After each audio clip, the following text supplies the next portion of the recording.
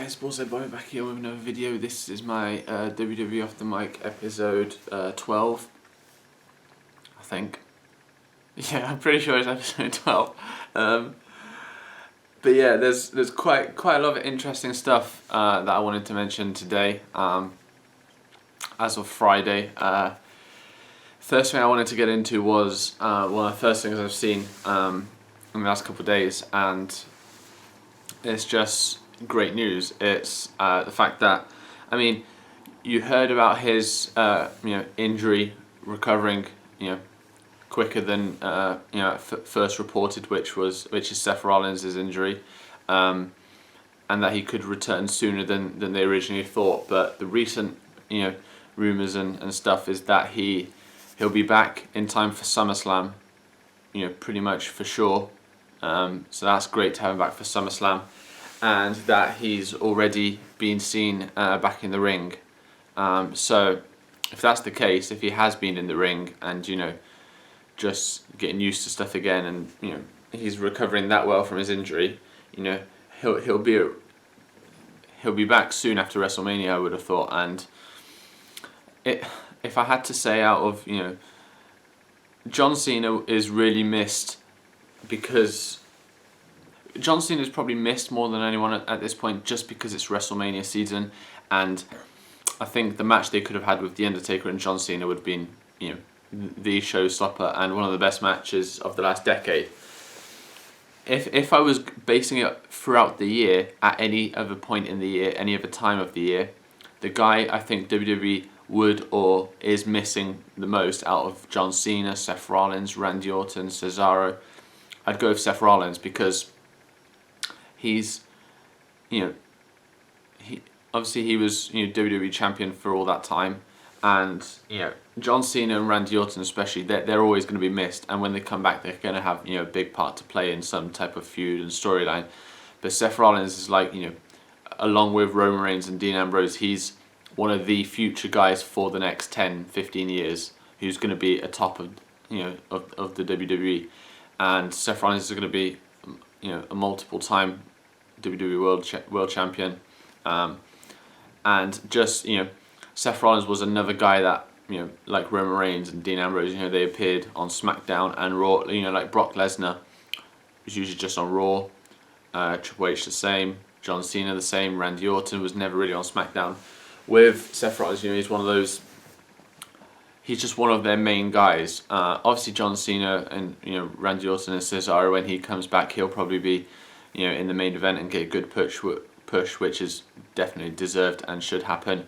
But Seth Rollins he's just going to be one of the top three guys for the next 10-15 years, and he's so good in the ring, and he was so good before he got injured that it did kind of like kibosh a lot of plans they had for WrestleMania. It did ruin a lot of their plans. Him getting injured more than anyone else getting injured, I think. With John Cena, obviously, it took away the Undertaker match, but that was the only real plan. I know the plans were for Triple H to face Seth Rollins, but with Seth Rollins, even though that was the plan, you could have gone in so many other ways. You could have gone with a Seth Rollins, Roman Reigns, Dean Ambrose triple threat. Your Seth Rollins, Triple H, Seth Rollins versus Dean Ambrose or Roman Reigns in a one-on-one, or even against Brock Lesnar or something like that. I mean, hell, you could have, even if John Cena had got injured like he did and Seth Rollins hadn't, and he wasn't going to do the thing with Triple H, you could have had Seth Rollins versus The Undertaker. That would have been insane as well. So there would have been so many options if Rollins didn't get injured. And when he comes back, he's going to be, I think he's going to return as a face, and he's the man. I absolutely love Seth Rollins, and can't wait to see him back. He's going to make WWE television, and especially Monday Night Raw, so much better. When Seth Rollins comes back, it's going to just elevate the show a lot more, because we seriously need him. I actually really miss his, basically turning on Monday Night Raw every Monday night, and Seth Rollins coming out first as WWE champion, and putting a good 15-minute promo on. That was just really good. So to hear that he's going to be back sooner than originally thought is, just epic news. And the sooner we get Seth Rollins back, the better WWE will be. So that's great. The next thing I wanted to mention was John Cena obviously appeared at WWE's WrestleMania announcement for WrestleMania 33, with it being in Orlando, and John Cena was one of the speakers there. He said that his recovery has been going really well, and that he's been working his butt off basically to try and get to WrestleMania in time for a match basically. But he said he's not going to be wrestling at the event. He's going to be there, but he's not going to wrestle at the event. He's not being able to get make enough progress to wrestle, which is obviously when Shane came back in, it was announced that it was going to be Shane versus The Undertaker. That pretty much ruled it out, but then there were rumours that potentially Shane could get someone to wrestle for him, and then I still thought that would be John Cena, his opportunity there. So, but that's not going to happen, guys. It looks like it's definitely 100% going to be Shane McMahon versus Undertaker. Not complaining, loving that match. Shane McMahon versus The Undertaker. It's going to be epic, probably the best match. But yeah, disappointing John Cena's not going to be. That probably would have been the one match in the last, even in the last few years that I've wanted to see the most. John Cena versus The Undertaker at WrestleMania, just because it's The Undertaker. It's The Undertaker at WrestleMania. It's WrestleMania, and it's John Cena, and it's John Cena versus The Undertaker. I can't remember the last time I've seen those two in the same ring together, let alone one-on-one. So, and it's never happened at WrestleMania. That would be the pivotal match for each guy's career, because The Undertaker getting a win over John Cena at WrestleMania, over the top guy, who's been the top guy for like 10-15 years. That will restore, not that Undertaker needs any credibility restored to this, his career, because he's one of the greatest, if not the greatest, but just getting a win over John Cena, and the same for John Cena getting a win at WrestleMania over Undertaker, just solidifying himself as one of the greats, But yeah, it's a shame that match won't happen, but again, good news on John Cena, returning very soon. I would say, within a couple months after WrestleMania, definitely. So that's good news as well. Another thing I pointed out on Monday's episode was the fact that there was maybe going to be another Divas match at WrestleMania, so they could be planning on having two. Obviously, we know the main one, which is the triple threat for the Divas title. And obviously, with what happened on Monday Night Raw, it could be potentially a Brie Bella versus Lana type match, with like some sort of stipulation. I mean, there's apparently a lot of backstage heat on Lana. There's been some for months, but there's apparently new stuff that's occurred and that's got her in trouble, which is it's pretty disappointing, because you can kind of see where it could be going. It could just be rolling on, and then Lana get fired or just be released or something like that. And I don't think anyone really wants that, because you can tell by the crowd.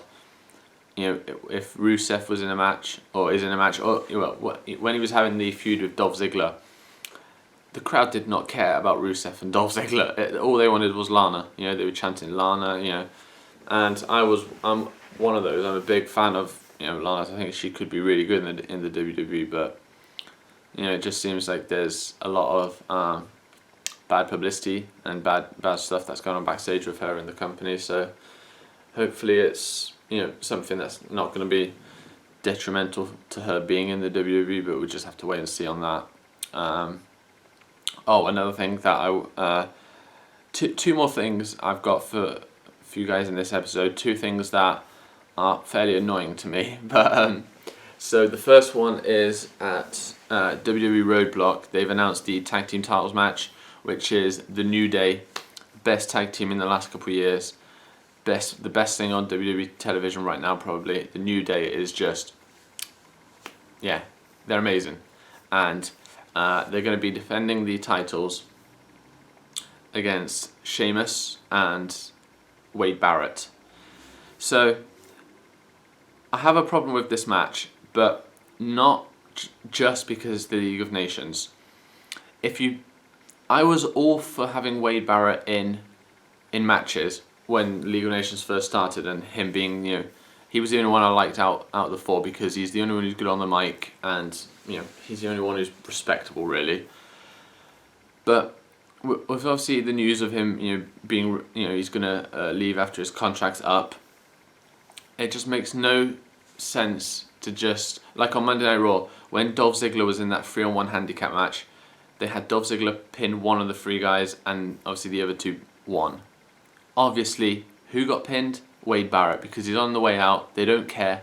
And this is just, my main problem with this match is the fact that Wade Barrett is in it. And the reason because of that is not because I don't want him to be in it. It's because you're automatically guaranteed who's going to win. It's the New Day.